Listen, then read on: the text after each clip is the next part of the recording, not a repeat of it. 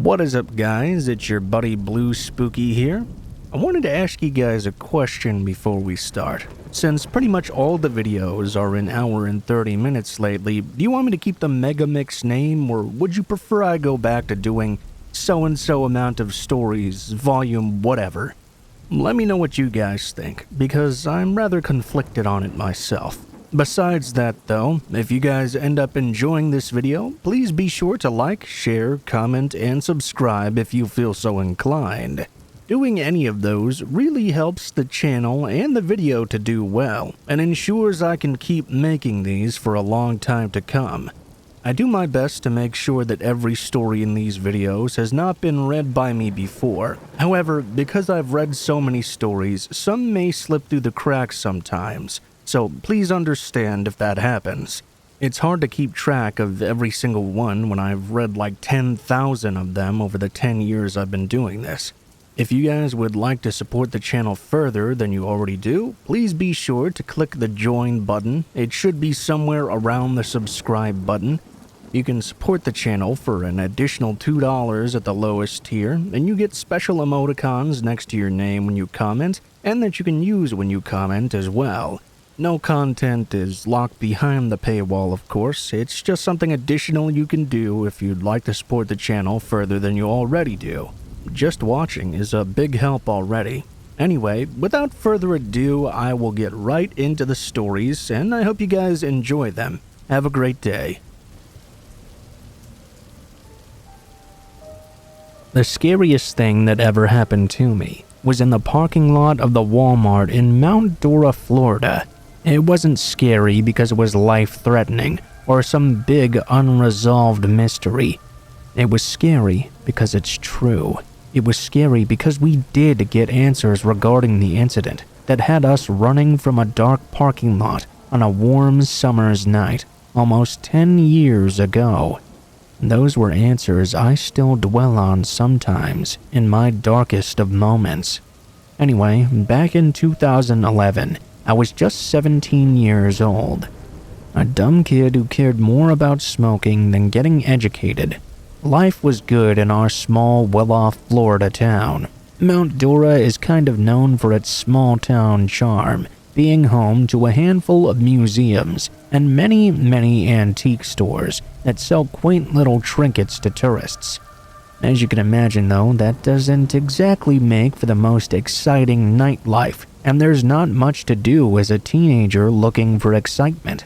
Instead of finding something productive to do, me and my friends would just cruise around in the evenings, getting stoned as f*** and wasting time talking about the band we would never end up forming. So there we are, chilling in the Walmart parking lot one night, passing around a J and listening to some Zeppelin on my buddy's car stereo. The place was pretty much deserted, except for a few parked cars and some raccoons pillaging some nearby garbage cans. We were laughing at the little critters, watching them use their tiny hands to rummage around through torn-up trash bags, when one of the nearby cars caught my eye. It was an '87 Cadillac. That detail always stuck with me. It was absolutely filthy even from the outside, like seriously nasty looking, like the only wash it had ever gotten was from the heavy Florida rains. Furthermore, you could just visibly see the inside of this car was filled with trash.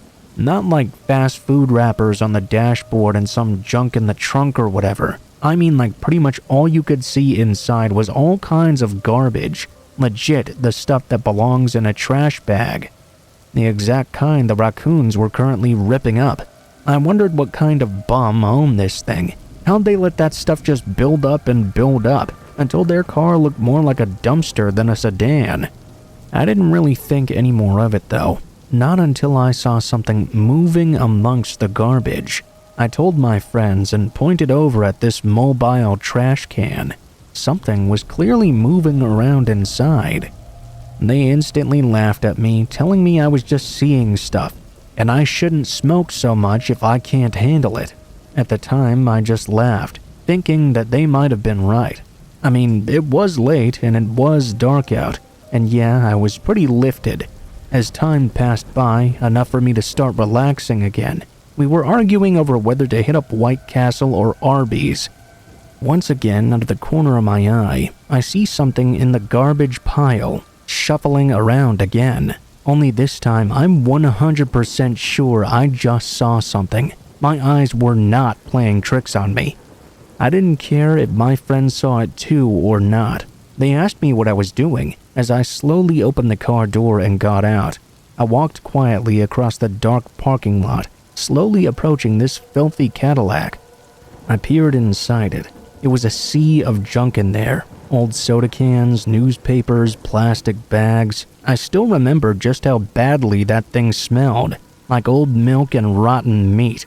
Nothing was stirring now, though. The whole mess was perfectly still. I reached up and wiped a little of the grime away from the window with my sleeve of my jacket. Yeah, it was gross, but I needed to see inside. There was something hiding in that car, something watching us. I needed to know what it was. I reached up with a fist and began to lightly tap on the car's grubby window, hoping it would spook whoever it was in there into revealing themselves. But still, nothing moved. The only sound was the chirping of crickets. I could hear my friend rolling down a car window. "Dude, it's probably rats in that thing. Get away from there." Of course it was. Of course it was rats there. I was stoned out of my mind and freaked out about a dirty old car full of rotten food. What else could be attracted to a mess like that? What else could find its way into a locked car and scuttle amongst the trash? Feeling dumb, I turned back to my buddies in the car and started to say something. All of a sudden, I saw their faces change. I'd never seen them look that way in their entire life like they did that night. Their eyes were so big I could see the whites of them. I could see the hairs standing up on the back of their neck. They were looking behind me at the dirty old Cadillac. I didn't want to turn around. I didn't want to turn and look, but I had to just for a second to see what it was. It was a creature with pale, scaly skin pushing its grubby claws against the window. It smiled back at me as I felt my guts tighten with fear. It blinked and licked its lips, then cocked its misshapen head in my direction. I ran to the car with my buddies, and they were screaming at me to hurry. I dived into the passenger seat as we rode off into the night, the tires screeching on the tarmac as we escaped. We were terrified, too freaked out to think about eating with our highs totally ruined. We headed home early to sleep it off and try to forget all about it. And the next morning I was eating breakfast, watching the local news, when a story came on that almost made me spit out my cereal. On the TV screen was that same old dirty Cadillac, the one that was filled with piles of garbage and rotten food. The news anchor was talking about what had been found amongst the junk. Something had indeed been living amongst the trash, the thing that had caught my eye just the night before. It was actually a kid. 3 kids, actually. Children left to sleep in that car by their neglectful parents. The scales I thought I saw on that one child were actually second-degree burns from where the parents had spilled hot coffee all over the poor little man. The news anchor explained that because of the drugs and alcohol found in the vehicle, there was little to no chance the kids would be returned to their parents. I was kind of glad for that. It got me thinking about how much we obsess over fictional monsters and paranormal things that lurk in the shadows, things that go bump in the night. But the things we really should be afraid of aren't fiends that haunt our imaginations, but monsters created in reality through gluttony, sloth, and indifference.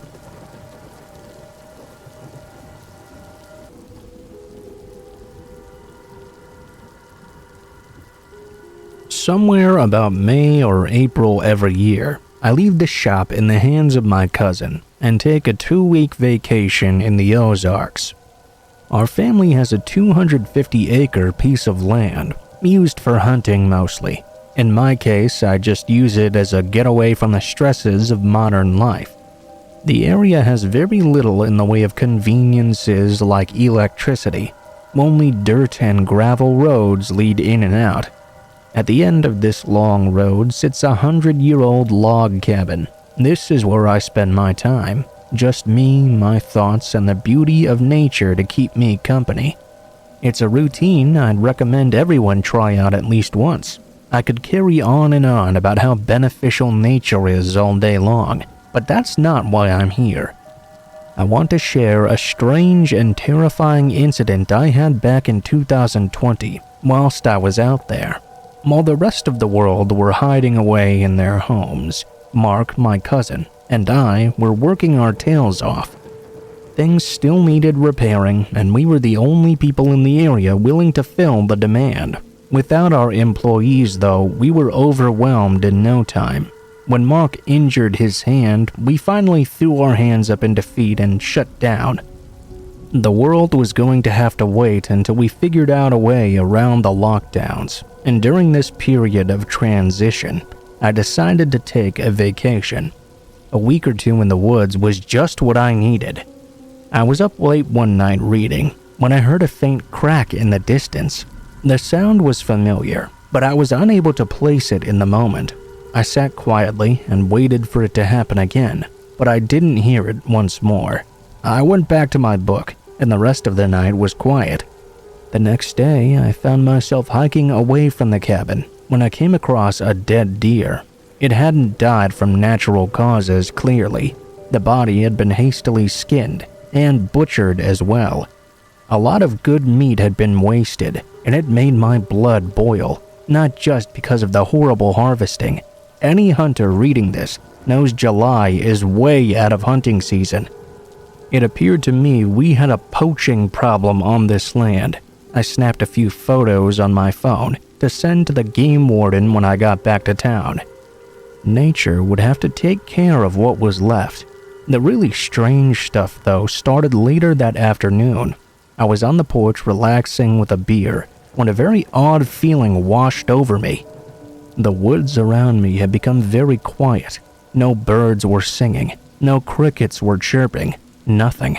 Slowly, I started to feel like I was being watched.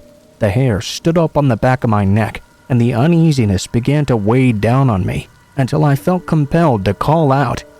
No one moved or answered, obviously. This feeling lasted for almost an hour. Gradually, though, the tension slowly lifted, and I heard the forest coming back to life around me.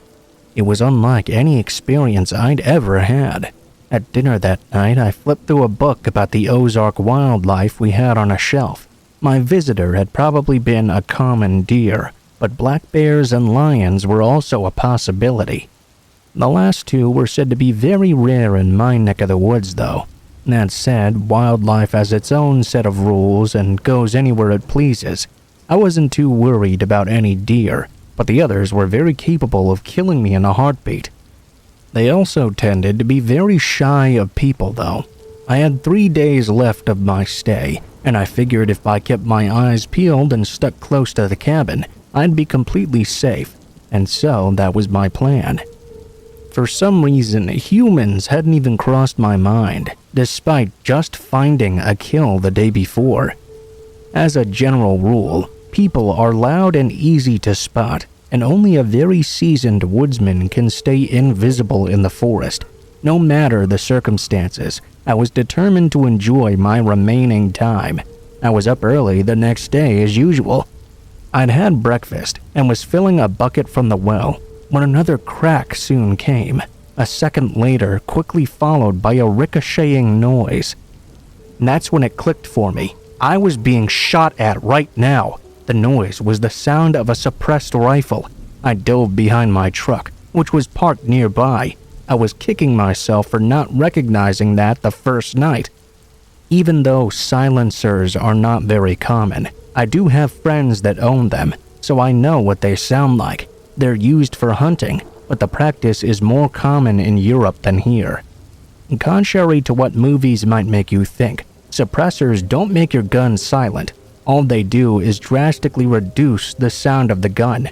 The actual action of the gun opening and closing, though, still makes a pretty loud clacking noise. None of that was important in the moment, though. Once I made it to cover, the shots stopped immediately. I was unsure as to where they were coming from, and I had no other choice but to try and escape some way. I was next to the truck already, so that's the option I chose. As quietly as possible, I opened the driver's side door and crawled into the cab. I put the keys in the ignition and started the engine. I expected the shots to start again, but they didn't. I wasn't willing to stick my head up and get it blown off though. Luckily for me, I had a straight path to the road. I yanked the transmission into gear and pressed the gas pedal with my hand. The most I could do was hold the wheel straight and hope I didn't crash into a tree. Not the easiest way to drive, that's for sure. After I got about 100 yards down the road, I quickly peeked over the dash. I didn't dare to expose myself any longer. A precision shot with a rifle could hit me about 300 yards out without much trouble. I continued driving like this until I was sure I was well out of range. At that point, I sat up in the seat and drove as fast as possible to the sheriff's station. When I arrived, I let them know they had a crazed poacher sniper on the loose. They were a lot calmer than I expected, and far more prepared than I thought they would be as well.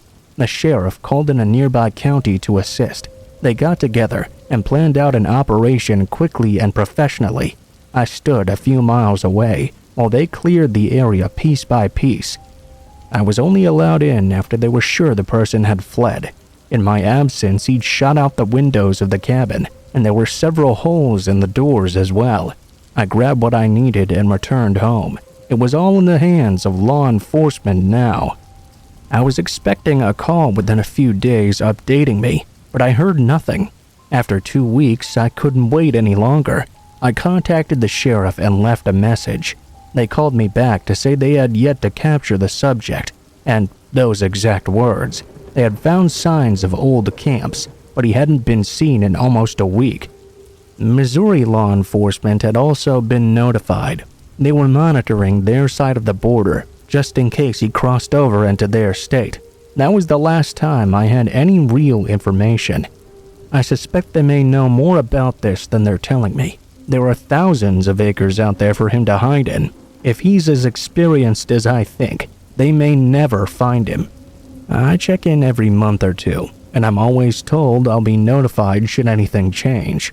Now that life has returned to normal though, my cousins are planning to hunt the upcoming fall and spring seasons at that cabin. They went out to make repairs earlier this year, and they saw no signs of the guy in the area. For their sake, I hope he really is gone for good. That's about all I can tell you until he's finally found. Why he even did that in the first place, though, will remain a mystery to me until we do.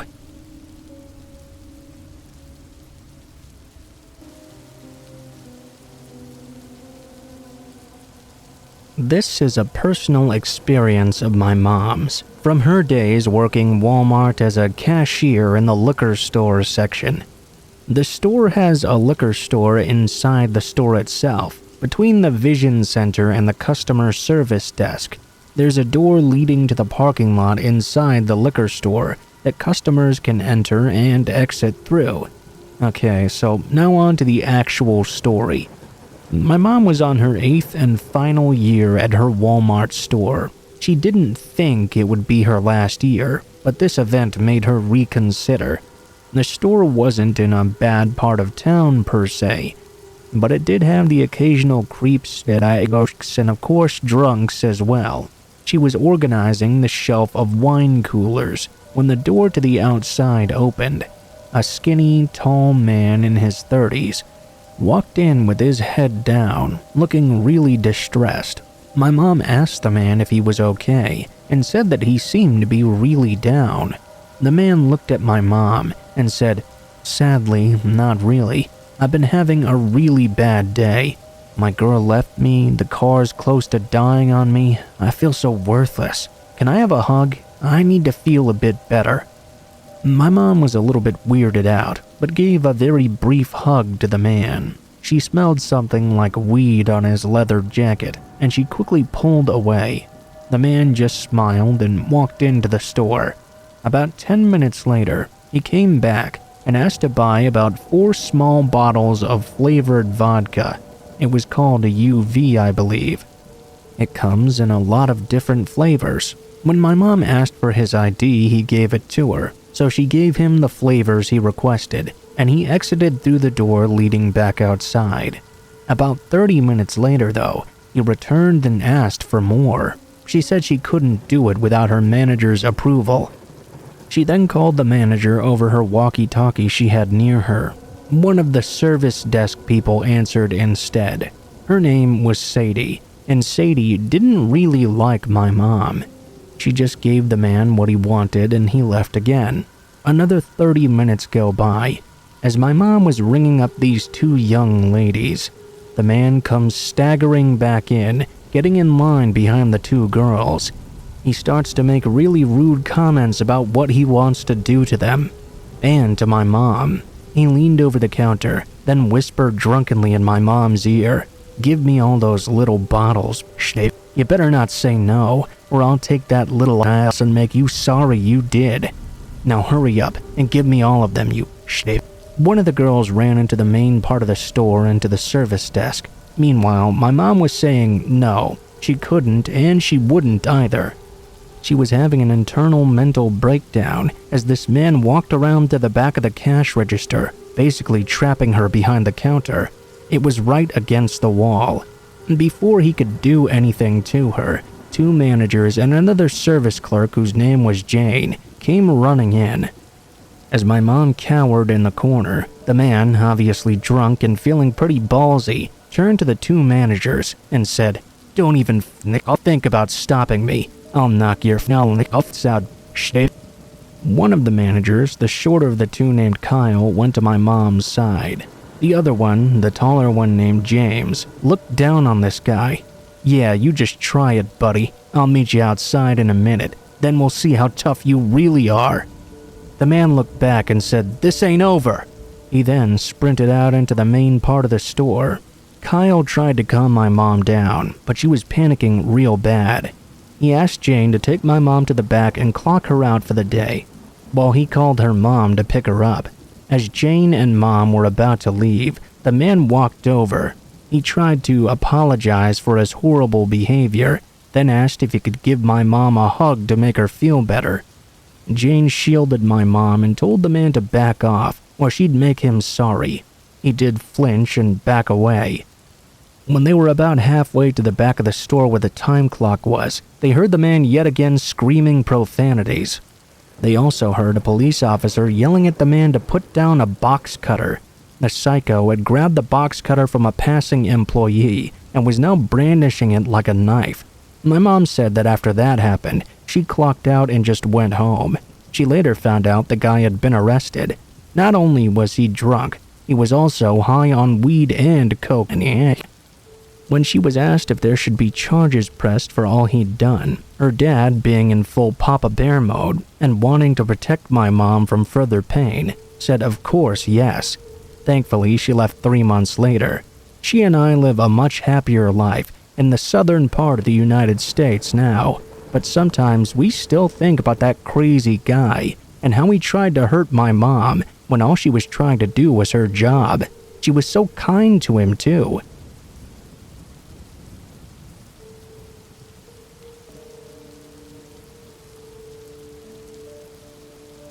I live by myself in an apartment which just so happens to be very close by a Walmart.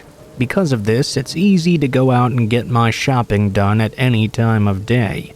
It's less than a mile away, and all I have to do is leave my apartment complex parking lot, drive for less than a minute down a busier street, then pull into the parking lot of the Walmart. Because of this, I've gone to that particular store many times since moving into my place a little over a year ago.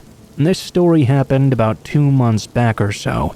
It was probably around 8 or 9 at night. I'm not sure exactly when. All I remember is realizing I needed to go grocery shopping right now because I was out of a lot of things I needed. I had first planned to go the next day, but then I remembered I would be busy for most of it. I made the decision then that I would just get it over with and go shopping right now. It wouldn't take too long anyway, maybe only about 30 minutes or so. The Walmart was so close by, what could possibly go wrong? I left my apartment and walked out to my car. My apartment complex has several large buildings and a large parking lot in the middle. After I got into my car, I drove the about 2 minutes it took to arrive at the Walmart. On this night, things seemed very quiet. The parking lot wasn't too full, and when I got inside the store, things were relatively calm. There were a few other customers, but not a whole lot. I got a cart and walked around the aisles, trying to remember everything I needed to buy. I always tend to forget to make shopping lists, and that causes me to go all around the store sometimes. Finally, after probably 20 or 30 minutes, I had everything I felt like I needed. It was about 10 items or so I headed up to the checkout lanes and used the self-checkout. Then I left the store with my cart full of groceries. In the entire time I had been inside shopping, I didn't notice anything out of the ordinary. I walked out to my car, put the groceries inside it, then started driving home. I noticed a car was driving behind me leaving the Walmart parking lot, and it seemed to follow me down the street as well. This didn't really mean anything though, since it was such a short distance. That was until the car turned into my apartment complex with me. Still though, it was not that big of a deal yet. I figured that maybe they just lived there too. The car was a smaller and older looking sedan, but I couldn't tell you the exact make or model. I'm not exactly a car expert. I found a parking space near my building and then parked in the parking lot. It's basically a free-for-all there. There's no documentation required or anything. Luckily, the parking lot's never full. I noticed the car that had been driving behind me parked nearby where I did, but across on the other side, facing another building. Meanwhile, I was facing my own building. I had never seen this car before, but also I'd never really paid that much attention to the cars around me. After I got out, I took all 3 of my Walmart bags I had and started to head inside my apartment building. As I did so, I heard footsteps behind me, coming from the guy who was driving that other vehicle. I assumed he would have gone into the other building. Now it was apparent though he was going to follow me into mine. He sped up a little bit as I got closer to my door. Now, I always went in the side door that was right by the stairs. I used that one because it was faster than taking the front door and walking down the hall to the stairs or waiting for the elevator. Because of that, I found it a bit strange this guy was also going to that same door. Most people would just walk in the front and not even bother. By the time I reached the side door, he was only 5 feet behind me. I was a little bit suspicious, but this man probably did live here, although I had never seen him before. He wore shorts, a dark gray sweatshirt with the hood up, and was carrying a Walmart bag as well. I didn't really want to let him in, but I didn't even know half the people that lived in my building. I figured he must live here. I did let him in. I held the door open for an extra second as he walked in after me. I was hoping he would continue walking down the hallway on the first floor as I went up the stairs to my apartment, but no, he followed up the stairs after me. The building had 4 floors and I was on the second. When I got there, I opened the door and headed down the hallway. The man behind me did the same. By this point, I was feeling really suspicious, but also telling myself it had to be a coincidence. I soon made it to my door, which was the second one on the left not too far down the hallway. There was a door directly across from me on the other side of the hallway as well. As I got to my door, I took up my keys to unlock it, and the man walked to the door across the hall. I looked over my shoulder and saw the man facing my neighbor's door, pulling out his phone. I felt a bit of relief and assumed he must be my neighbor's friend or something. I opened up my door and went inside. The first thing I did after entering was walk to my kitchen counter and put the grocery bags down on top of it. Literally right after I set them all down, I heard my apartment door start to open. I looked over and saw the man walking right in. I couldn't believe what I was seeing. Out of pure instinct, I ran for the nearest room, which was a bathroom only a few feet away. I was able to get inside and close and lock the door. The man was now inside my apartment. I yelled at him to leave now, or I was going to call the police. He didn't say anything back to me. All I could do was hope he wouldn't try to enter the bathroom. Luckily, he didn't. He just stood right inside the doorway for a while. I heard him lock my front door, then move into the kitchen area, then the living room. I wanted to leave somehow, but I didn't think the man was far enough away for me to escape, and I didn't know if he would chase after me either. I was wondering what he wanted and why he was in my apartment now. It sounded like he was walking into my bedroom. When he did, I opened up the bathroom door and ran for my front door. I unlocked it as I heard the man walking back from my bedroom to where I was. I was able to make it outside into the hallway, then sprinted for the stairs. After getting downstairs, I went into the lobby and called the police. The lobby felt safer for whatever reason. It had a few tables, chairs, and the mailroom. I waited there the entire time for the police to show up. I didn't see the man in all that time. I would guess it took the police about 10 minutes to arrive. Soon they appeared out front, and I ran out to let them in. I told them my unit number and waited in the lobby as they went up. When they got there, unfortunately, the man was already long gone. I went back up to my apartment to see it quite messed up. The man had stolen a number of things from me. This was obviously frustrating, but also it was okay. The good part was that now he was gone, and I was fine in the end. I spoke with the officers for about an hour, then filled out a police report with them. Then they left. I was pretty scared for the rest of the night after what just happened. The guy didn't come back or anything though, obviously. I don't think he was ever found either though. After this, I'm extremely careful now. I also haven't been back to that Walmart since then. The man must have seen me shopping inside, and for whatever reason, decided to follow me back to my apartment.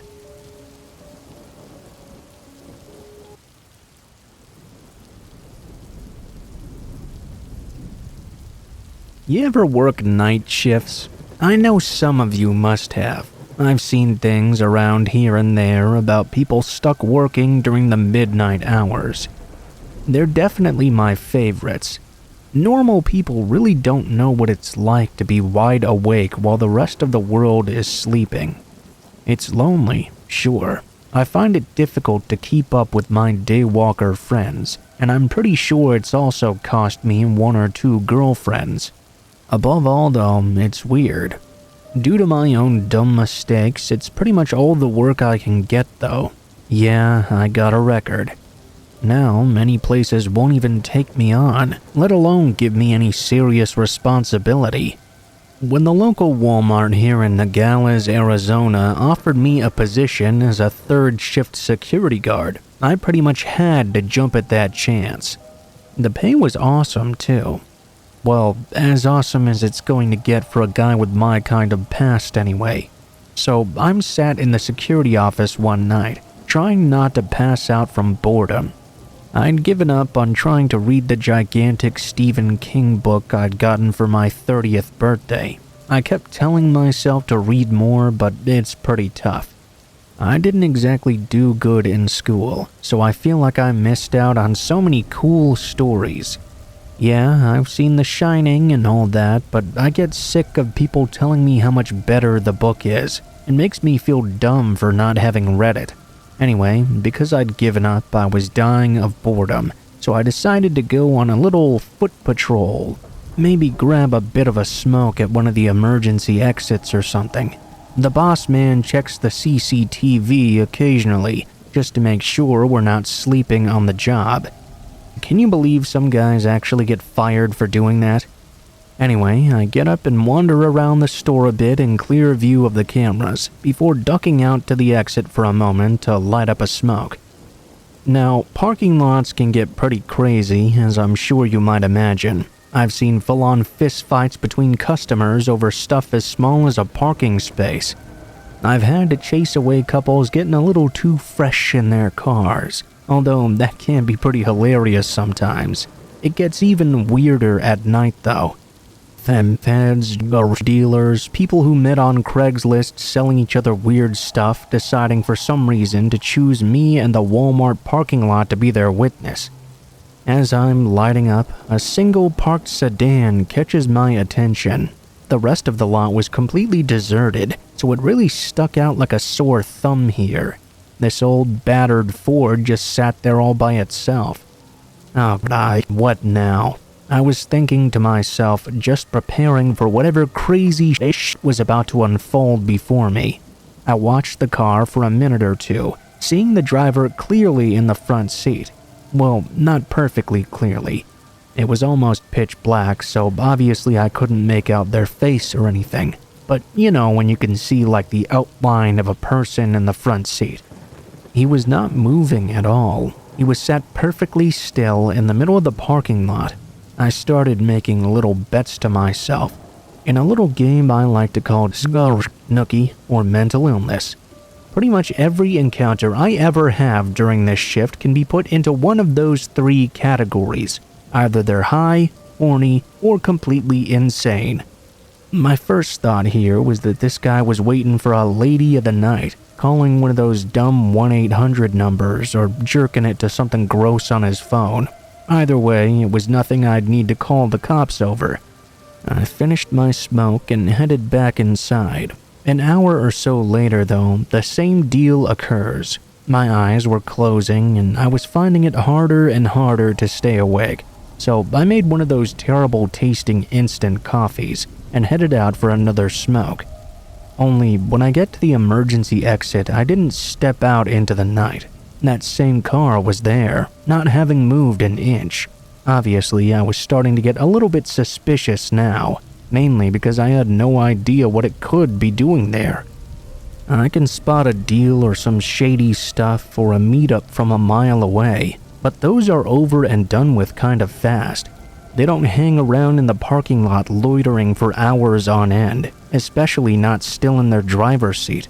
Then it hit me though. All the exterior cameras were night vision capable. All I had to do was head back to the office and mess with the settings a bit. I could get a much better look into the interior of the car. So, with the Mission Impossible theme playing in my head, I rushed back to the office and started spying on this sedan.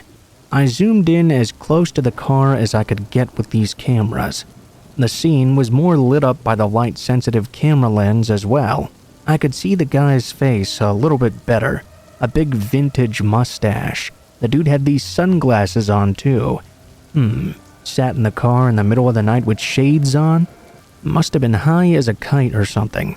If it's something related, I'm obliged to get out there and wave them away. No one wants the cops called on them when they have a vehicle full of something illicit or whatever. It's an easy enough task. I wander again out to the car, taking it pretty slow. 9 times out of 10 as I'm approaching, the lights will turn on and the car will speed out of the parking lot. Only this one just continues sitting there. The guy was not moving at all. I tap on the back window gently and say something stern along the lines of, "Hey, time to leave, buddy, this ain't a motel." Still no movement though. I turn on my torch and I see why. I didn't take in much detail. I didn't need to. There was blood everywhere inside the car.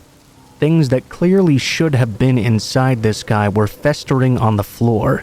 Trickles of blood were appearing from underneath his shades, where whoever had done this had apparently ripped his eyes out. I ran as far as I could before I vomited hot coffee into the parking lot surface. I was still retching as I called 911.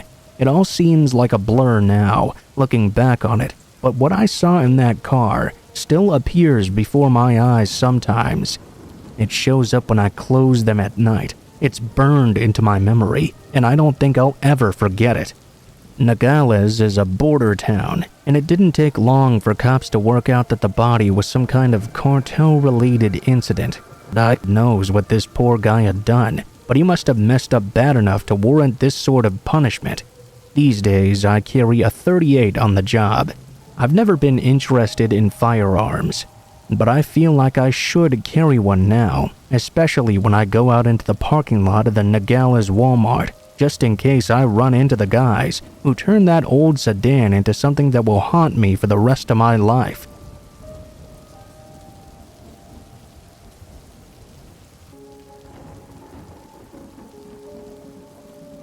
A few years back, when I was around 18, I entered a very rebellious period of my life. I've always been a prodigy child, always did as I was told. Never stayed out too late, didn't smoke, didn't drink, scored the highest in all my classes. All my family, my friends, and my friends' families thought I was the perfect kid. But then, something changed. I was on a lot of medication due to my health, and started going through bouts of depression. I started acting up like never before. I stopped going to school, I would stay in bed all day, and I didn't talk to anyone. Slowly over time, I started talking to strangers online instead. Initially, it was just talking to them online. I would talk to a few people until I found someone interesting. I would dedicate all my time to talking to them till they no longer held my interest. Then I moved on to the next person. This went on for about a year, and then I eventually started meeting these people in person as well. Most of the meetings were sexual, and I was very reckless. I slept around with more people than I'd like to admit, and regardless of my lack of concern for my own safety, I somehow never met anyone that had any evil intentions. We'd meet a couple of times, do the dirty, and that was that. That was until I met this one guy. I was talking to a couple of people at the time. I wasn't interested in any sort of relationship, just sort of hoeing around. This guy starts talking to me and asks me about my hobbies, my interests, what I do. I told him I don't smoke or drink, and he was quite shocked. I told him it wasn't that I'd never done it. I tried, but it just felt like it wasn't my thing. We talked for a couple of weeks, and I ended up talking about how I'd been going through depression, and at first he listened. Eventually, he started telling me I should try smoking to relieve my anxiety and stress. I had always turned it down, but he was relentless. After a month or so of talking online, we decided to meet. We never had any sort of sexual conversation or anything, so to me, we were just going to meet as friends. I was supposed to meet another guy as well, an acquaintance, for something I needed. I suggested to the online chat guy that we meet briefly for lunch, then he could drop me off at the other person's place. He agreed, and we decided on where to go. The day we were supposed to meet, we met at a local cafe. We had brunch, and I got in his car for him to drop me off at the place I had to go to. It was a good 45-minute drive or so I put on some music and decided to relax. About 5 minutes in, though, he offered me a cigarette. I declined, and he insisted, and kept insisting until I eventually gave in and agreed. I opened the box, and there was only a single cigarette in there. I told him it was his last one, and asked if he was sure he wanted me to smoke it, since he would have enjoyed it far more than I. He said yes. I took the cigarette out, but I could tell that something was off about it. It didn't look like it was store-bought. Rather, it looked like it had been rolled by hand. Then again, I hadn't smoked enough cigarettes to be sure what they were supposed to look like, so I lit it up and smoked it. I couldn't even smoke half of it. It made me inexplicably nauseous. I gave up halfway through and offered it back to him. Instead of smoking it, though, he simply threw it out the window. I thought it was weird, but assumed maybe he didn't want to drive distracted or something. 30 minutes later, I started feeling very sick. My whole body was shaking, and I was extremely nauseous. I could barely keep my eyes open. I kept telling him I wasn't feeling good, and maybe we should go to the ER instead of where we were going. He kept insisting I just relax and lay back. Everything about this now felt off. I told him to stop the car and drop me off right now, but he refused. All I could think of was pulling out my phone and calling the police. When he noticed what I was doing, he stopped the car and threw me out of it. I couldn't even stand. I sat on the roadside and called the guy I was supposed to visit. He immediately drove to where I was and picked me up, took me to his place where I threw up all over his living room multiple times. For the next hour and a half, I lay on the couch, my whole body convulsing and constantly throwing up. The guy brought me water, gave me some electrolytes, and kept insisting we go to the hospital right now, but I kept on refusing. I had no idea what I had smoked, but I was sure it was not just a plain old cigarette. I was scared that if it had been some illegal drug and the hospital caught on, I would get into trouble. I absolutely did not want my parents to find out what I'd been up to either. So I laid there, throwing up and convulsing, letting whatever that was get out of my system. All these years later, I'm now married to the guy who picked me up from the roadside and helped me through that insanely hurtful time. Oh, and yeah, the cigarette was laced.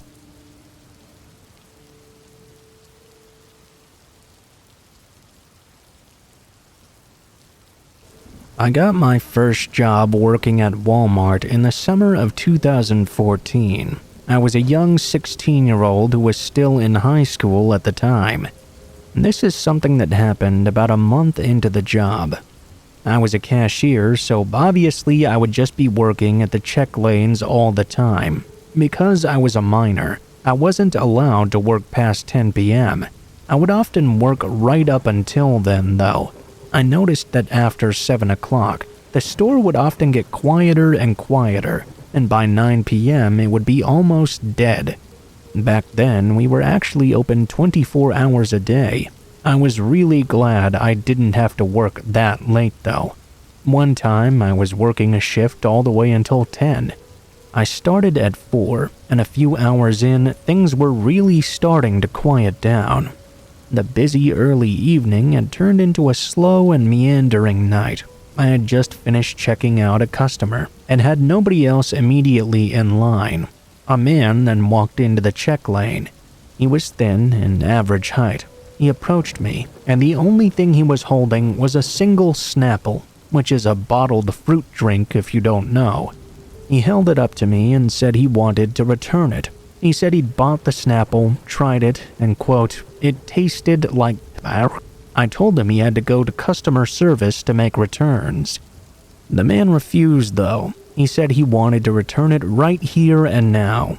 I pointed to customer service again and said he had to go there to return it. It wasn't that far away either.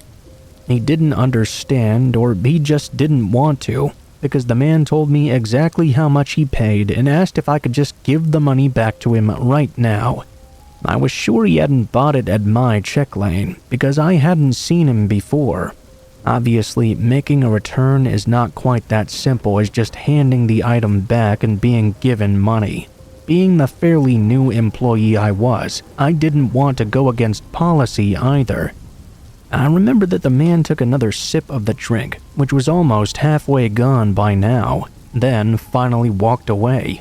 I watched him start to head over to the customer service area. I wondered if they were even going to let him return it. Given the fact he'd opened it and was actively drinking it, I got another customer in my lane at that point though. I turned around to help them instead of paying more attention to that guy. After a few more people got in line, I was kept busy for the next few minutes. I ended up sort of forgetting about him for a little while. About 10 minutes later though, I saw the guy get into my line again. I remembered him. When it was his turn, he told me they wouldn't let him return the drink. What a surprise. I told him I was sorry, but that wasn't good enough for this guy. He demanded I give him his money back. I wondered why this guy thought this was my problem. After I told him I was not going to give him any money, he really started to lose it. The man cursed at me, then held up the Snapple. It was still about half full, and the lid was off. He splashed it right into my face. Everything that was left in the bottle hit me and got into my eyes and hair. I was really shocked. He then slammed the bottle to the ground, cursed at me again, and stormed off. I saw a couple of people standing around. There weren't many people over here, thankfully, but the few that were looked just as shocked as I was. After a few moments, somebody came over and asked if I was okay. I was fine, but extremely embarrassed. My boss came over and told me I could go wash up, then take a 15-minute break. He asked me a little bit about the situation as well, and I gave him all the details I could. I went and washed off my face. Then I went into the break room. When I came back out into the store after my break, I headed for my check lane. As I was on the way there, I couldn't believe my eyes. Down at the end of the checkout area by the exit, there were several police officers removing that same man from the store. I didn't even know he was still inside. He was yelling something as they slowly exited. I had to ask what was going on. I found out one of my coworkers had found the guy had been yelling at another employee near the electronics department. I don't think that conversation was about Snapple, though. The man was asked to leave, and he refused. He started yelling at the employee, threatening to kill them. The police were called. They arrived quite quickly. The man did not comply when they asked him to leave. It seemed to me like the guy just wanted trouble. I found out he had no receipt from the Snapple he got either, and that's why they wouldn't let him return it at the customer service area. The guy was by far the wildest customer I've ever seen. When the man was angry with me, I kinda just wanted to give him the $2 or whatever the Snapple costed, but I didn't have any cash on me, and I couldn't just give him cash out the register. I would get in trouble, obviously. That, plus the fact he harassed another employee for a completely different reason, I don't think it would have solved anything in the end. I worked at Walmart for a few more months before quitting and finding another job.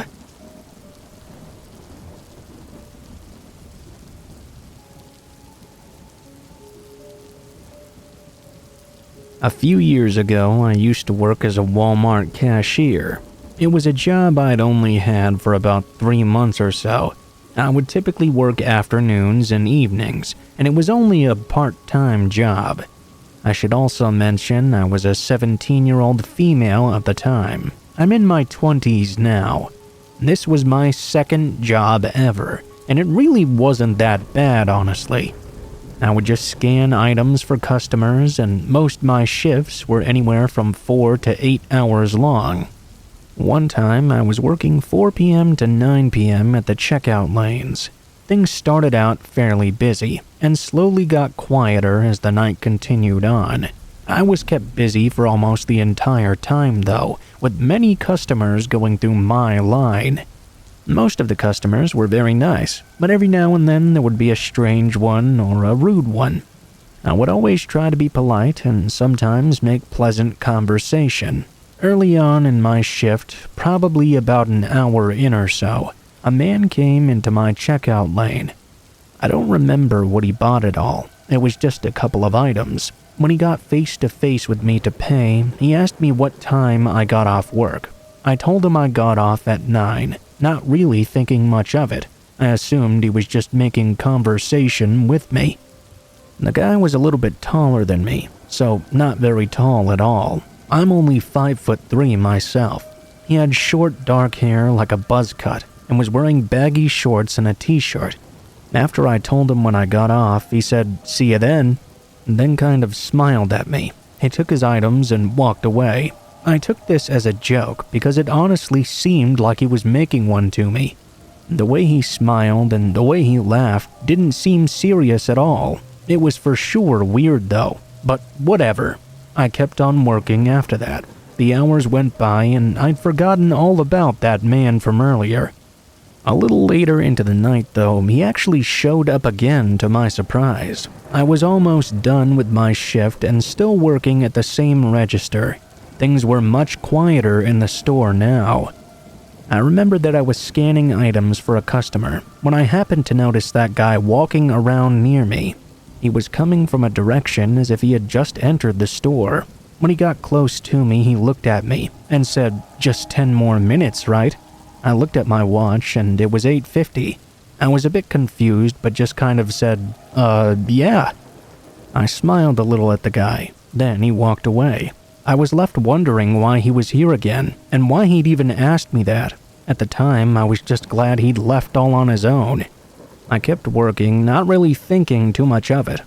10 minutes later, when it was 9 o'clock, I was now done working. I left my checkout lane and went in and clocked out. I got my things and started walking for the exit. When I made it out of the store, I began to walk toward my car. I was parked at the far back end of the parking lot. It had been really busy earlier in the day when I'd gotten there. I made it no farther than 10 feet though, when a car suddenly pulled up right in front of me. It was this little red 2-door car, and it stopped right there in front of me. Before I could walk around it, the driver's window rolled down, and I could see the man that was driving it was the same guy who'd talked to me inside earlier. He told me to get in his car on the passenger side. I said I couldn't, and I started to walk around his car behind it. That's when he started to back up. It was before I could get all the way around. It was like he was trying to block my way with his car. He told me again to get inside. I tried to walk farther away. At a certain point though, I just started running. I was able to make it past his car and started running for my own. He began to drive in the direction I was running in. As I got to my car, unlocked it, and jumped inside, the man pulled into the space directly next to mine. I didn't even have time to start the car and drive away. I knew that now he would definitely follow me wherever I went. At least my doors were all locked now, though, and I was away from him. He didn't attempt to get out of his vehicle, but instead rolled down a window again and tried to call out to me some more. I ignored what he was saying, though, and texted a coworker, who I knew was still inside working. Before long, he told the store manager about it. I waited in my car and tried to ignore the man as best I could.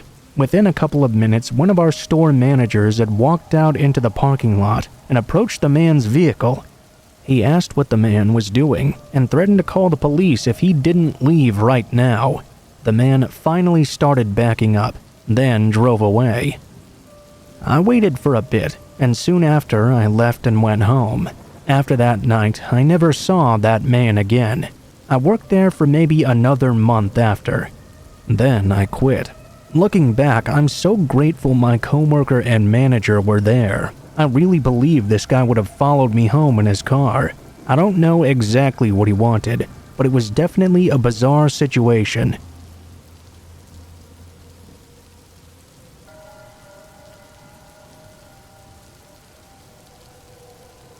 I'm a 32-year-old female, but this story takes place 10 years ago back in 2013 in Orlando, Florida.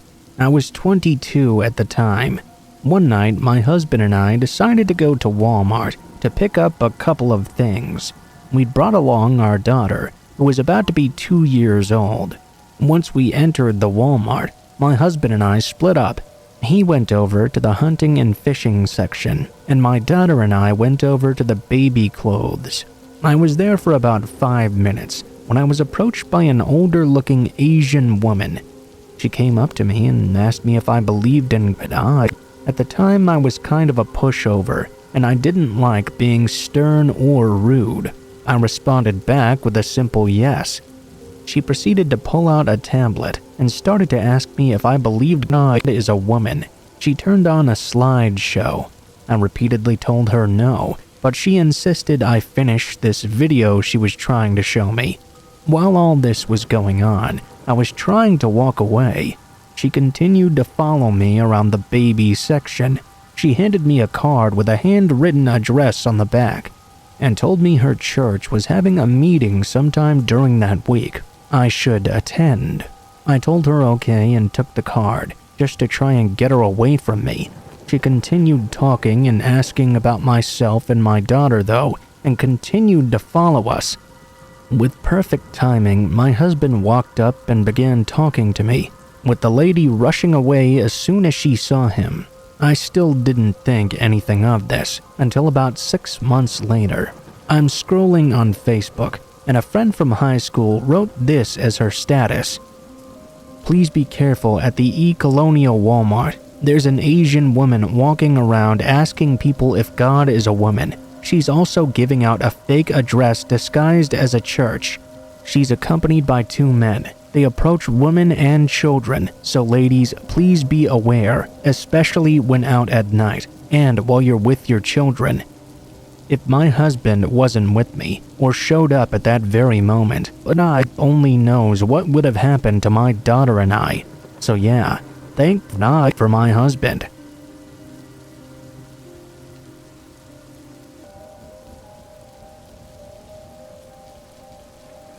This is my story of when I went shopping at Walmart almost 2 years ago. I'm a female for some background. I went to a local Walmart probably about 10 minutes away from where I live. It was about 10 p.m. or so when I got there. The store was pretty quiet, with it being a little later at night than I was used to being there. I started shopping on one side of the store.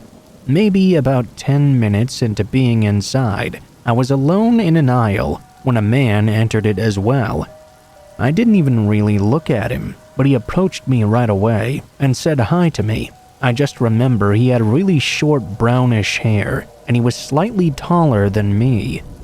I said hello back to him, and then he asked me if I needed a ride. I told him no, and was honestly kind of confused. The guy asked me again if I was sure I didn't need a ride. He came across as a little bit odd to me. I told him no, that I was sure. I really did not need a ride. The man said he could give me one if I needed it. I started to just walk away from him in the other direction, but he kind of followed after me. He wasn't saying anything, but as I walked out of the aisle into another one, he followed me around like a lost duckling. I continued to move further away, but the man remained firmly behind me. Eventually, I stopped, and the guy stopped again. He told me again he could give me a ride if I needed it. It was really starting to get frustrating by now. I turned to the man and told him that for the last time, I did not need a ride, nor did I want one. I asked him to leave me alone. The guy said, all right, and then he actually walked away. After that, I resumed my shopping. Eventually, I made my way over to the grocery area and got several items over there. I was in that area for about 15 minutes or so. During this time, I did not see that guy at all. I went over to the self-checkout and paid for everything. The next time I saw that man was right after I was leaving the checkout area and making my way toward the exit. I started walking to the exit doors, and the guy was walking along them as well. He was coming from the other side, though. I tried to avoid making eye contact with him. Still, though, I wanted to know what he was going to do. If he was going to try and talk to me and follow me again or what. I stopped where I was and stood there with my bags in my hands. I wanted to see him leave the store first. The man walked out of the doors. Then I started to leave after him. I went outside and looked around. I didn't see him anywhere. I started walking back to my car. I was parked a ways down, about halfway back or so. As I was walking to my vehicle, though, I heard someone start walking from behind me. It all happened so suddenly. I was almost halfway to my vehicle when I looked behind me. Of course, the man was right there. He was staring at me with the most intense eyes and walking right in my direction. Maybe his car was also parked near the location of mine. But really, I felt like he was headed right towards me. I started walking even faster just to be safe. I felt like I could make it to my car before he could approach me because I was far enough ahead of him. I tried to ignore the man and kept walking faster and faster to my car. I arrived and opened the door to my back seat to put my shopping bags inside. As I was doing this, I heard the footsteps behind me turn into abrupt sprinting. I looked back and saw the man running towards me full speed. I tossed the bags in the back and moved to the front of my car. I opened the door and jumped inside as fast as I possibly could. Once I was inside, I locked the door just moments before the man arrived. He dove straight for the driver's door right next to me and unsuccessfully tried to yank it open. Then he started knocking on the window. I started driving away immediately. He kept knocking until I was out of his reach. The crazy man even tried to chase my car on foot for a short time, until I was far enough away that he could not catch me any longer. I was finally away from him now. I was able to get out of the lot before the man actually had a chance to get to his own car and follow me. Since that experience, I've not gone back to that Walmart. That man was sketchy from the very beginning. I can't imagine why he was asking to give me a ride over and over again. I would recommend anybody going to Walmart late at night keep a good account of your surroundings.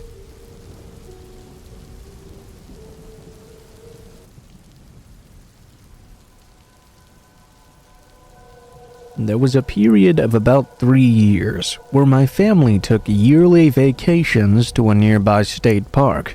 My dad had bought an RV from a buddy, so we'd camp out in that usually. It was really fun when I was younger, but that last year was miserable. I was almost 14 by then, and hanging out with my family was the last thing I wanted to do at that age. It was spring break, and all my friends were already going to places like Florida. I did anything I could think of to pass the time. I remember sleeping a lot, and going on a lot of walks as well. I was just bored to death sitting around camp waiting for bugs to bite me. I did meet a few girls my age, but they weren't able to hang out much. We'd been cramped up for about 4 days when I ran into this cute older guy. He told me his name was Steve and he was 19. A group of his friends had invited him along for the holiday, but they all had to leave early apparently. He'd been spending his days drinking beer and fishing. Being deceitful and immature like I was, I lied and told him I was 17. When he asked me if I wanted a beer, I accepted quite quickly. I'd never even tasted alcohol at that age, but I just wanted to look cool. We walked through a small clump of trees separating the 2 camping areas and to his tent. He pulled out a can of beer from a cooler and handed it to me. It tasted so bad I almost spit it right back in his face, but somehow I managed to choke it down. He and I sat down at the picnic table and continued our discussion. Although I hated it, I kept on drinking the beer. Halfway through a single can, I already had a kind of buzz going. Of course, at that time, all I knew was that I felt really good. The taste began to improve with every sip, and before I knew it, I was already drunk. By the time I'd finished the first can, Steve had popped a fresh one open and had it ready for me. I started taking bigger and bigger drinks as the minutes passed by. I could tell I'd started acting like a total idiot. I also began feeling very tired and laid my head down to listen while Steve talked at me. I guess at one point I must have passed out altogether. I remember raising my head up at one point and saw Steve standing a few feet away talking on his cell phone. I laid my head back down, but woke up again soon feeling sick.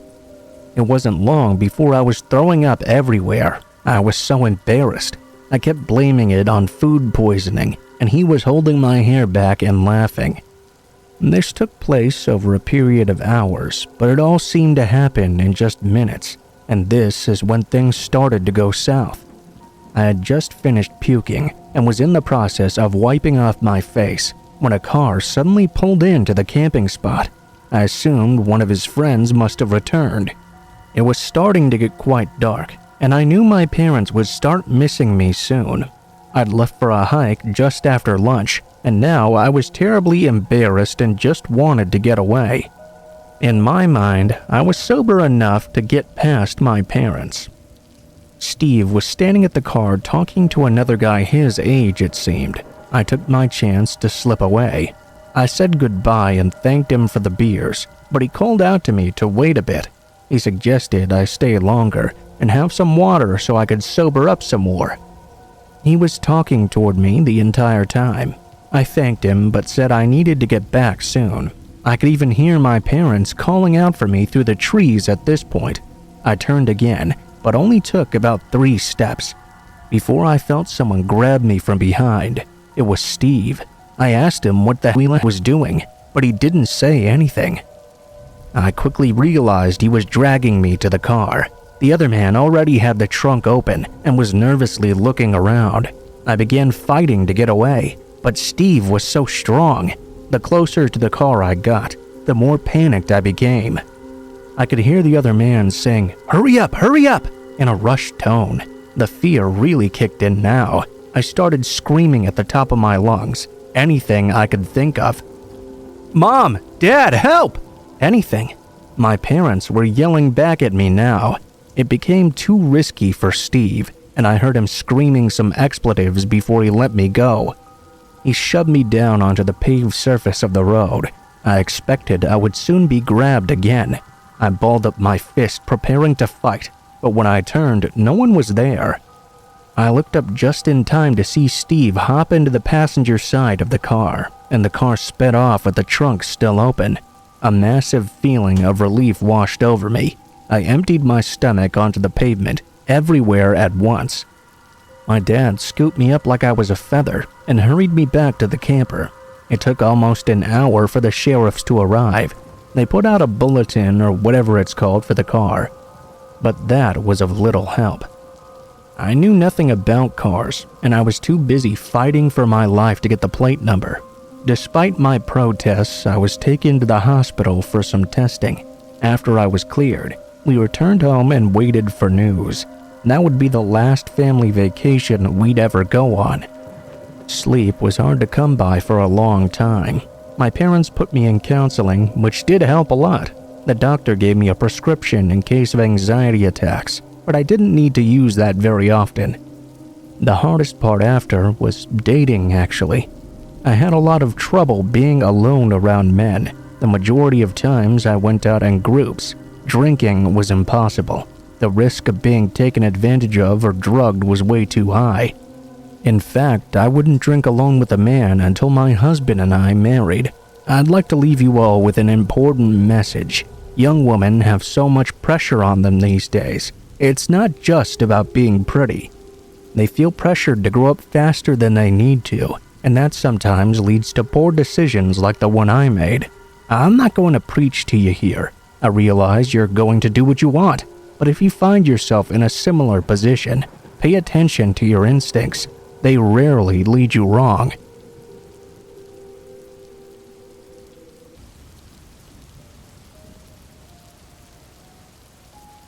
I went to Walmart very late at night a few months ago.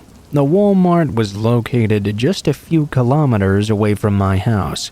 It's the most convenient place for me to shop, especially late at night, as the Walmart is open until 11 p.m. One night at about 10:30, I found myself completely out of toothpaste. Instead of just putting it off until the next day like I had already done and forgotten so many times, I decided to just go right now and get it over with.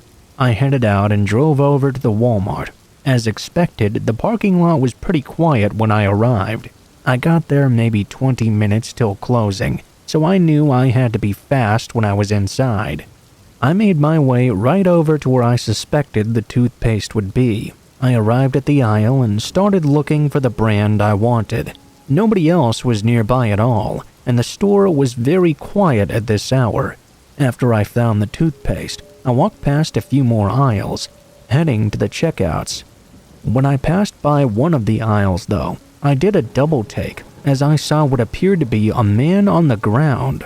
I stopped to see exactly what he was doing because of how unusual the sight was. The man had moved a few items on the shelf to the side. Then he got onto the lowest shelf, and it looked like he was going to hide behind the other items there. I was watching him do this. As he was going behind all the items, he noticed me and kind of stopped what he was doing. I turned and kept walking to go to checkout, but I only got a short ways away before I heard the man emerge from the aisle behind me. I looked back, and he was now walking straight toward me. I had a really bad feeling about this one.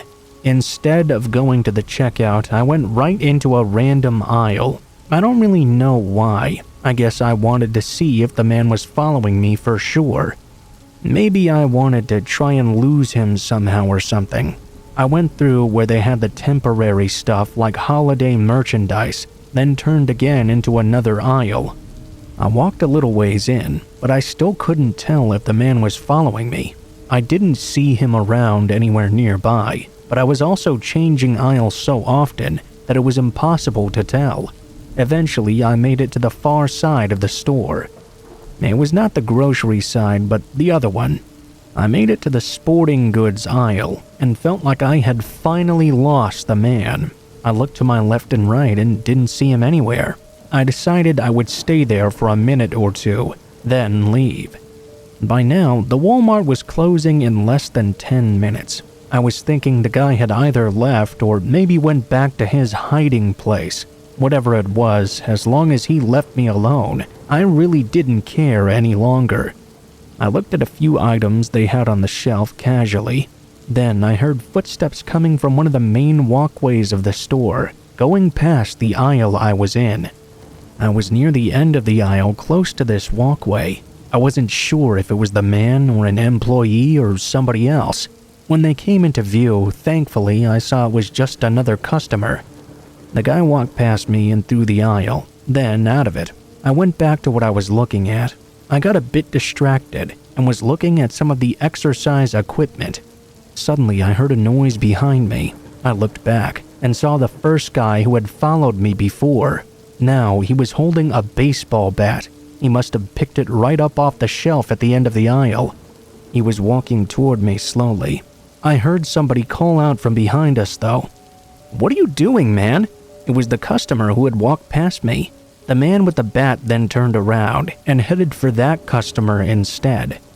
The customer started running away, and the man with the bat chased after him. I ran after both of them, but a ways back and got out my phone to dial the police.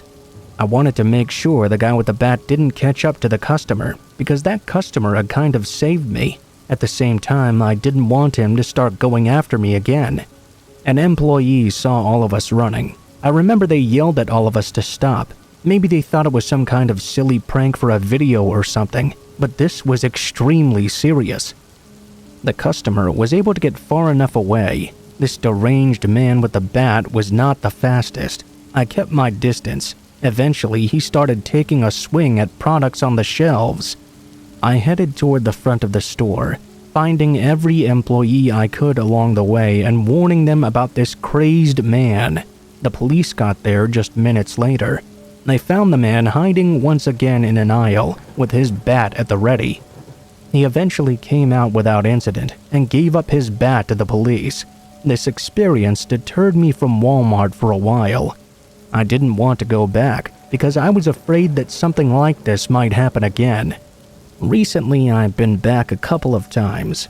It's gone fairly smoothly, but I will never forget that night.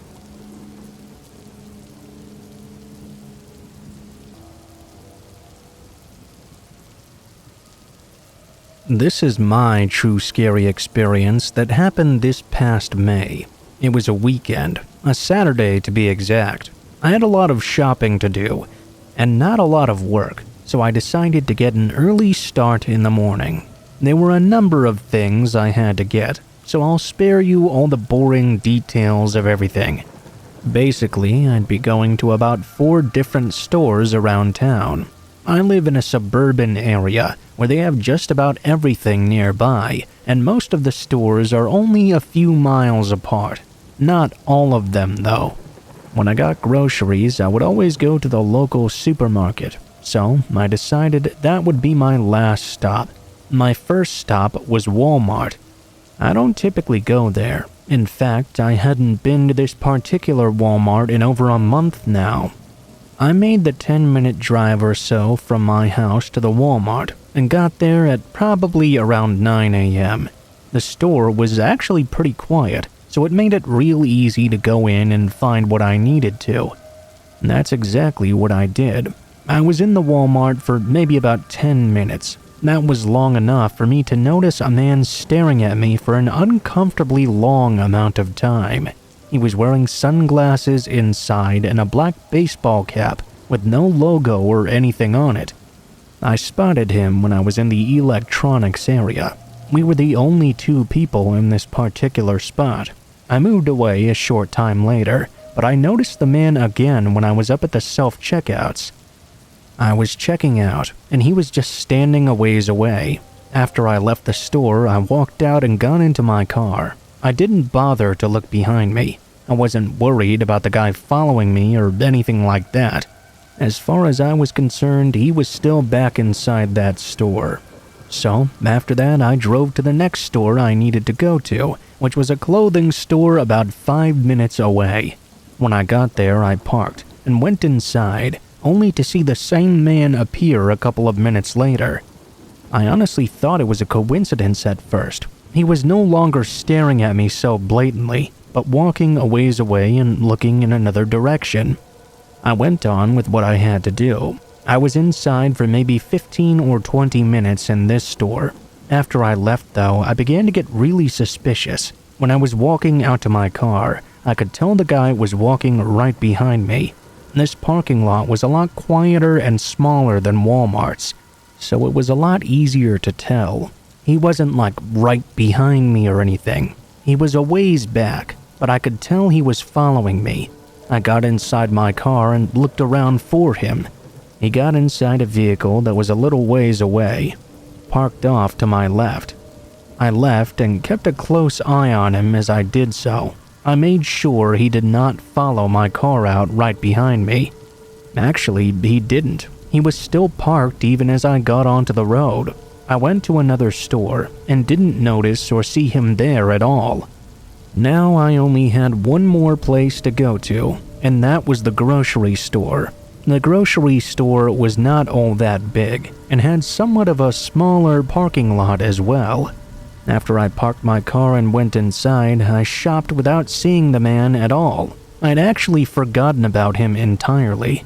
After finishing my shopping and walking out to my vehicle, it was as soon as I stepped outside that I noticed him again.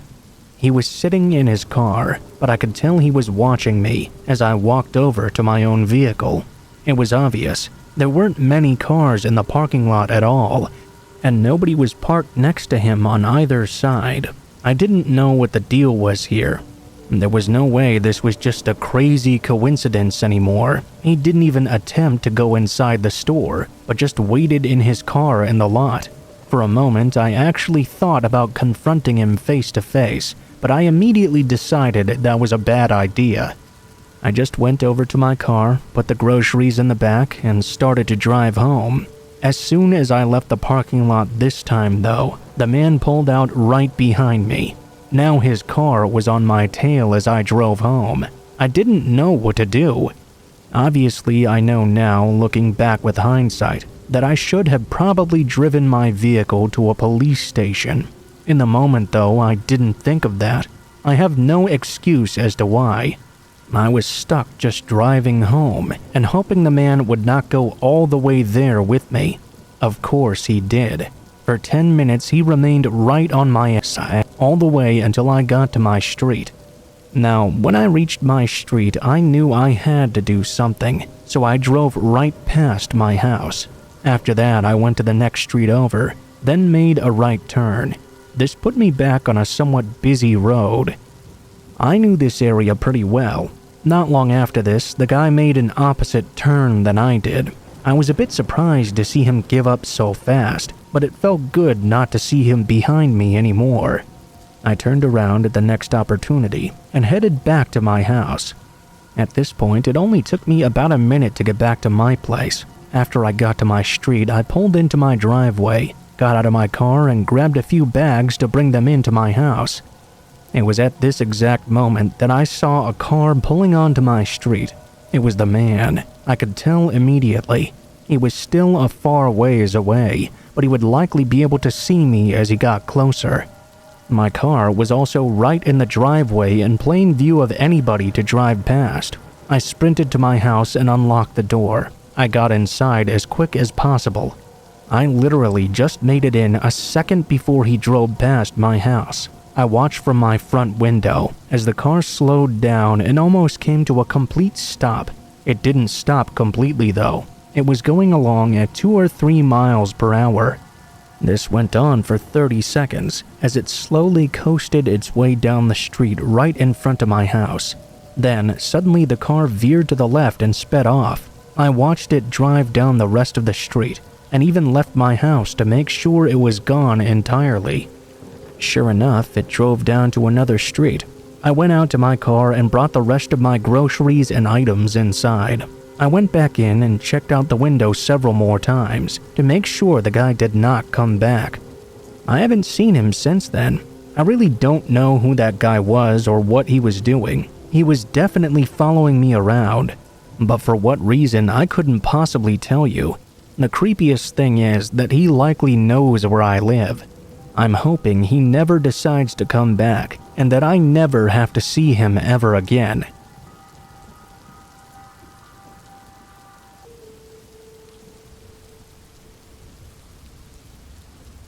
When I was 15 years old, I had one of the most bone-chilling and eye-opening experiences I've ever had to this day. This was almost a decade ago, and I'd been smoking the Boulevard's lettuce since before the story happened. I'll try to remember as many details as I can, though. I grew up in a small, crime-ridden Appalachian city, and there were a lot of dodgy characters growing up in that sort of environment. I was usually pretty good at handling those types of people, but this time it was all out of my control. It started on a fall night, in the most ridiculous place it could possibly start, at the local Walmart.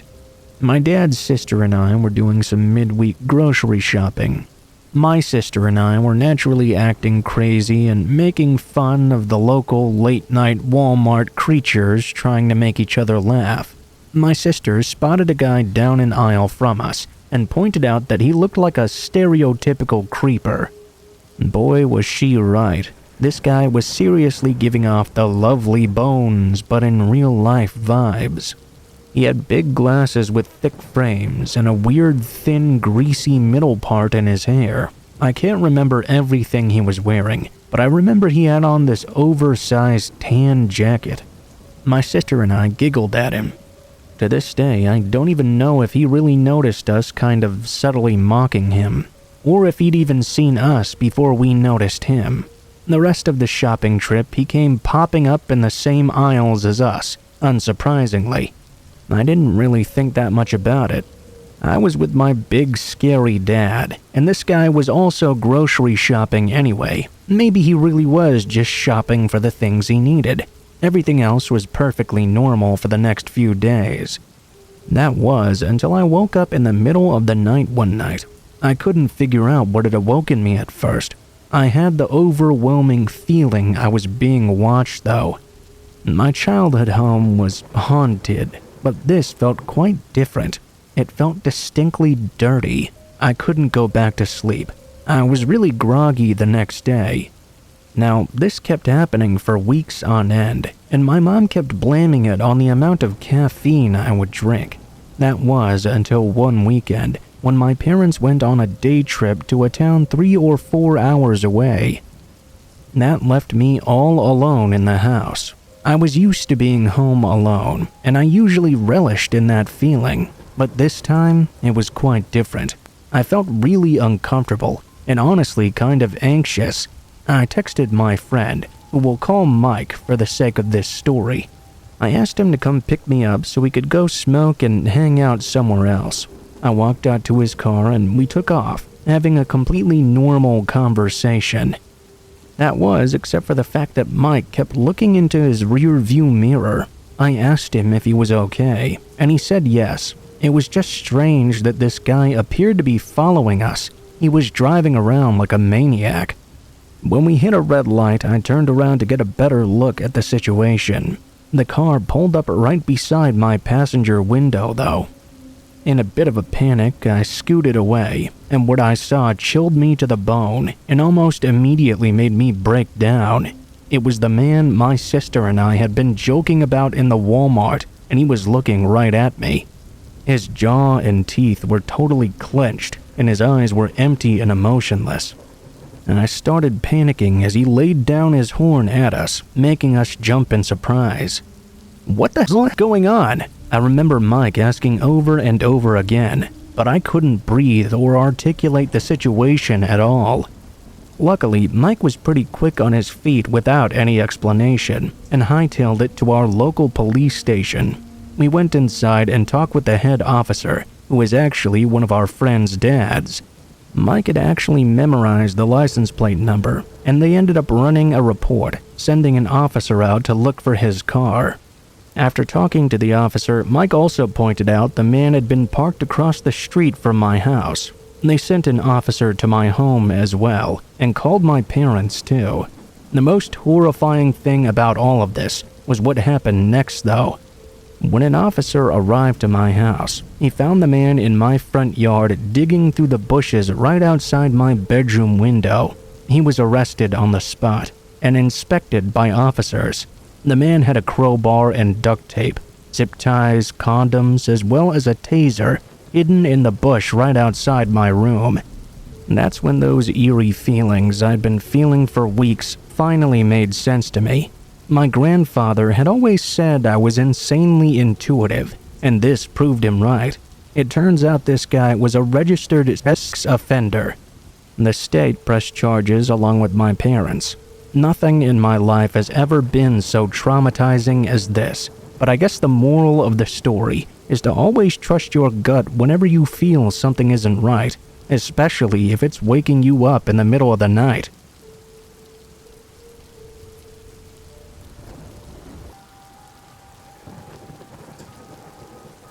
I was just at Walmart last night, and something really crazy happened.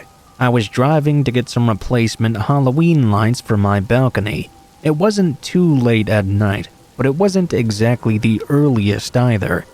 The Walmart near me was still open for another hour though, which was super convenient for me. Before I left, I wanted to check and make sure that the lights didn't work one last time. I was a bit hesitant to be going to Walmart so late at night. To give more context to this story, the city I live in is not exactly the safest. I've seen a lot of crazy stuff over the years, but this one event might be the wildest I ever saw. So as I'm driving down the dark road to Walmart, I was all of a sudden passed by a bunch of police cars and fire trucks. They were driving really fast. It seemed like something pretty serious was going on. When I finally arrived at Walmart, I saw it was surrounded by almost a dozen police cars. Everybody was leaving. When I went to ask an employee what was going on, he told me the story as best he could. A few minutes before I showed up, some crazy guy hot-wired an excavator at a construction site down the road. He drove it through a bunch of utility poles and even a storage unit. He completely leveled it before eventually making his way over to Walmart. He started ramming the excavator into the automotive section of the Walmart. After it stalled out, he got out and ran inside and pulled out a machete. When the police got there, he resisted arrest. It took 7 cops just to subdue him. This all happened right next to the Halloween section in the front part of Walmart, which was also near the automotive section. It's crazy to think about what might have happened if I didn't decide to test my lights one more time and showed up just a bit earlier.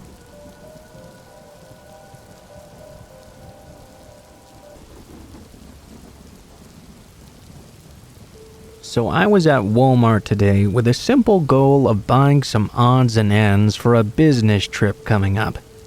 Well, as you might expect, I was at the section where they sell all the typical array of travel-sized toiletries. 1-ounce tubes of toothpaste, mini bottles of shampoo, etc., etc. I just wanted a few of those small plastic bottles you can put anything in. I was in the process of looking at a pack of them when I heard a gruff voice then ask, "Hey, are you looking for some good lotion?" I turned to see a middle-aged man who was quite red in the face. He was also very sweaty, as if he had just finished a rigorous workout. As you can imagine, I was a bit caught off guard by this unexpected interaction. I think the only response I managed to stammer out was, Without skipping a beat or even waiting for me to finish my confused response though, the guy grabs one of those mini tubes of Gold Bond lotion, then says, "This right here, this is a real good lotion. You just squirt it right on where it hurts." Before I even had a grasp of the whole situation, the man then squeezed at least half of the lotion in the tube onto his mostly bald head. I hadn't noticed at first, but his scalp was very scabby, and not typical scabs either. Well, I assumed they were scabs anyway. They were quarter-sized, extremely crusty, and inflamed wounds on his head. After he squirted the lotion on, he immediately rubbed it into a particularly bad-looking scab, then started to moan. He tossed the tube right back in with the other mini Gold Bond lotions. Then he said in a matter-of-fact way, "This is for Caucasian people. Cocoa butter is for the black people." I didn't really know how to respond to this. I noticed a woman several feet behind us, looking at him with a bug-eyed expression on her face of surprise. I realized the polite thing to have done would have been to continue to stand there and listen to this interesting individual inform me about what lotions are most appropriate for each racial group, but it may come to no surprise that I was thoroughly creeped out by this weirdo. For some reason, I grabbed a handful of compact toothbrushes, which I didn't even need, and tossed them into my cart. I then scurried down the aisle away from this man. I have to admit, I was quite scared he would start following me. I found myself zigzagging through random aisles until I eventually stopped somewhere in the automotive section. To my great relief, I saw no signs of him following me any further, although I continued the rest of my Walmart shopping a bit on edge, very worried I would encounter the strange man again. Thankfully, if he did follow me, I was able to finish shopping without seeing him or having any further incidents. I realize this is very far from a typical scary story, but it did personally freak me the hell out. That's why I'm sharing it.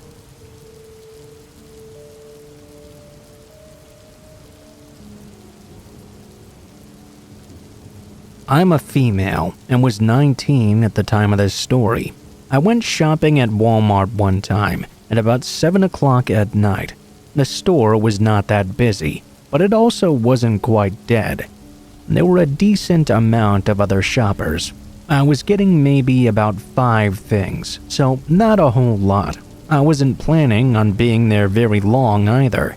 As I was in one of the grocery aisles, this guy approached me and started instantly giving me compliments. Obviously, he was interested in me, but the problem was he was much older than I was. I was polite to the guy, but when he asked me for my phone number, I said no. I felt that this was just really weird. I mean, even if he was around my age, the way he was going about this struck me as really odd. When I said no, I tried to be nice, but after some obvious disappointment, the man walked away. He went out of my sight, and I returned to my shopping. I felt some embarrassment from the really awkward conversation. Luckily, no one else had been around to witness it. I was hoping I wouldn't see the man again. I continued to shop around the store. I was as fast as I could be, and only needed a couple of other things. I found them pretty quickly, and headed up to the check lanes. I didn't see the man during this time. I checked out, took my stuff, and then left the store. I got out to my car and started driving home. So far, everything about this was very normal. It took me roughly 10 minutes to get back home. I took the highway for most of it, then a couple of quieter roads. When I got to my own road, though, I saw a car pulling into it behind me. It was nighttime, so of the vehicle behind me, I could only really see their headlights, not the car itself at all. The car followed me down the street. I assumed it must be one of my neighbors, but when I pulled into my parents' driveway, who I lived with at the time, the car pulled in right behind me. This was really weird. I knew that both of my parents were already home. I had no idea who this person could be. I parked in the driveway, and the car turned off their engine right behind me. It didn't look like any car I recognized. The driver's door to the car opened, and I saw a man get out and start approaching my vehicle. That's when I recognized him. It was that same guy from Walmart earlier. What on earth was this guy doing here? He soon reached my driver's door, and he knocked on the window. I could hear him asking me to open the door. I wanted to get away from this guy, but he was parked too close for me to drive away. I got my phone and was going to call the police, but I first decided to call my dad. He was inside the house and already right there. As I was calling him, the man was knocking on my window and even tried opening my door. My dad said he was coming outside. Within a minute, he was out the front door. When the other guy saw him, he ran back to his car and drove away. I went inside after that, and we called the police, obviously. The guy was long gone, but I still wanted to report the incident. I had no idea the man was even following me at all when I drove home. It was much harder to tell with it being night out and all, but I wish I would have noticed it sooner. It made me worry for a while after that, knowing the guy knew exactly where we lived. Luckily though, I never saw him again.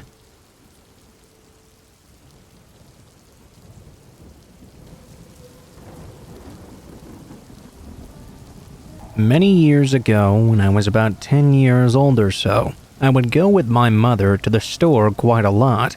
If we were grocery shopping or doing whatever, I would tag along because I really enjoyed it. I have a younger sister, and she would usually sit in the shopping cart my mother pushed around the store. One day we went to Walmart, and I think my mom was doing the usual shopping for something or other. She had the cart like usual, and it was just her, my sister, and me. I don't remember a whole lot, but I do know that it was nighttime. I think the store was fairly quiet as well. I know that I left my mother wherever she was, and went into one of the toy aisles. My favorite thing to do when my mother shopped was to go and look at toys, video games, and all the fish that Walmart used to sell. I would do this just about every single time we went to either Walmart or Target. At this time, my mother was at the other end of the store, while I was browsing in the toy area. There were probably about 3 or 4 toy aisles. One of them was the girls' stuff, another one was action figures, then Lego stuff, etc., etc. I remember that I went into the Lego aisle, and I was the only person there for a few minutes. I could have spent all day in that aisle looking at all the cool sets they had. Very soon, though, another man walked in. He was at the other end of the aisle, looking at the Legos for less than a minute. Then he walked over to me. He stopped right next to me, and I looked up at him. That's when he asked me which set I was looking at. I showed him whichever one it was. I don't even really remember, though. I was a pretty shy kid, so immediately I didn't really know what to say or do with this stranger talking to me. The man told me he would buy it for me. I knew immediately something wasn't right. I was really suspicious about this guy. I said to the man, "No, it's okay." He looked really surprised by my answer and asked me why not. I didn't really know what to say to deny him, so I told him that I didn't really want it that bad, or something along those lines. He just kind of said okay, but kept standing right next to me. I decided after a little while to leave the aisle and move to a different one. I went to the next aisle over. I had only been there for a few seconds when the man then entered that aisle as well, without saying anything at all. This caused me to want to move again, and I decided to go much further away this time. I wanted to find my mother, but I wasn't completely sure where she was at this point in time. I walked out of the aisle and started wandering around the store to try and find her. When I got near the groceries area, I saw the man again. I just knew now that he was following me. I ended up walking basically all around the entire store. I saw the man multiple times. The whole time I was walking pretty fast, and I didn't stop at all. I was afraid the man would approach me again if I did so. Finally, after probably 30 minutes of wandering around, I found my mother. I was really happy to see her. I walked over and stood next to her for the rest of the shopping trip. At one point, though, I did see the man again. It was shortly before we were leaving. He was standing about 50 feet away, just staring at me. We left, and after that, I never saw him again. I was just really happy to be away from him and leaving the store. I didn't really think that much about it. I was too young to realize how bad of a situation it really was. Many times since then, I've remembered it, and I'm really glad I decided to just walk away from him when I did.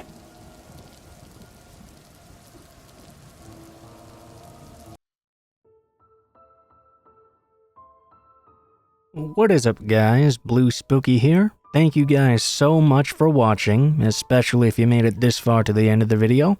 If you liked the video, please be sure to like, share, comment, and subscribe if you feel so inclined. If you have any feedback for me as well, be sure to leave that in comments below the video. If you guys have a story you'd like to send in, or if you'd like to contact me for any reasons, there will be links to my social media in the description below the video, including my Facebook, Gmail, and Twitter accounts. Go ahead and send me a message on any of those, and I'll try to get to you as soon as possible.